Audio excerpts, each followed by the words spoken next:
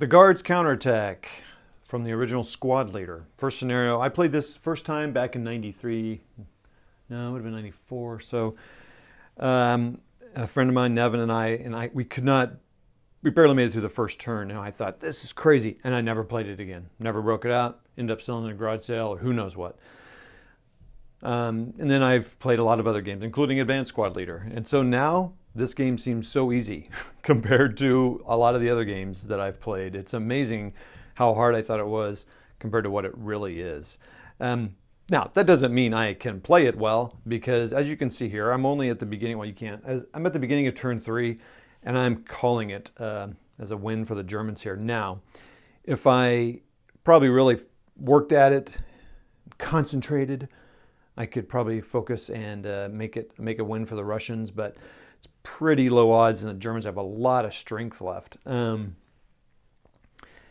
I've just been obliterated in like opportunity fire, and I've been using the optional rule that they allowed in, like, I think it's version 4 of the rules for the op fire. It's a little unclear. There's some things I kind of question. I'm sure there's some rules I'm not quite playing right, but I just was really struggling to make this happen. So you can kind of see the final situation here. Basically, in the Guards Counterattack, they have to take 2 buildings more than they lose. So, they start in some variety of buildings, and they have to take 2. Basically, so they took 1, but they have to take 1 more. Now you can think, well, it's just that, but that's a huge stack. Or maybe this one, because it's only got 2 light guys in it. I'm not sure why this guy's here. That might have moved when I was moving the board around. But that one's going to be tougher. They're all in 3 defense buildings. These guys are broke here. They need to get this leader over. This is this leader, or this leader, actually. It would be really tough, and I'm not sure I can make that happen.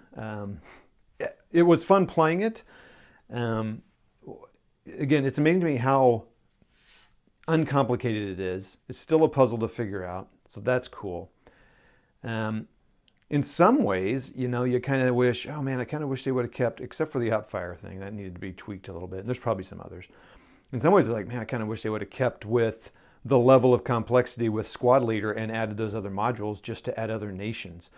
I've not played Crescendo of Doom or Cross of Iron or any of those, where they start to add some complexity in the tanks and in the weapon fire, and they have different kinds of fire. And apparently you can play all the scenarios with all that, because, anyway, you can. Another thing I like about this is, look at the footprint of that. That's one thing I've always liked about Advanced Squad Leader. Lock and Load has that a little bit.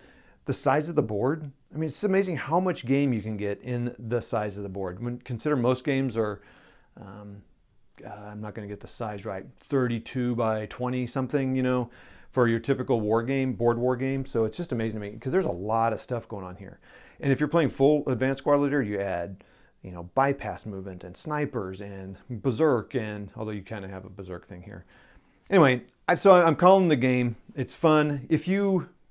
First of all, if you have Squad Leader sitting in your collection, man, pull that out occasionally and play it, because it's really fun. It's especially for the first section of rules for Guards Counterattack.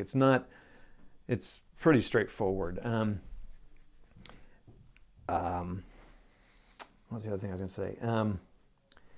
Since 2021, I'd like to focus kind of on early war. Not exclusively, but I'd like to focus. Maybe I should learn up some of the Crescendo Doom, or maybe I just play some other games. But that's the only thing that's I struggle a little bit with this, because it's like, it's cool and I could play through all these, but I know how I am. I've got Advanced Squad Leader sitting here. I've got Lock and Load. I've got, some ATS. I've got other games all sitting here that are alive, for lack of a better word. And so it's tough. Now, something I do want to mention, though, there is a very active Classic Squad Leader group on Facebook, and I'm sure there's in some other locations, and they're very active. There's people putting out new scenarios for it. Someone converted, which is why I got Red Barricades. The old Red Barricades is they converted scenarios for Squad Leader, which is pretty cool. And someone compiled all the rules into one list. So it's like a lot of older games that are classics. There's a population out there that play it, and I think that's pretty awesome. But I'm a butterfly flitting all over the place.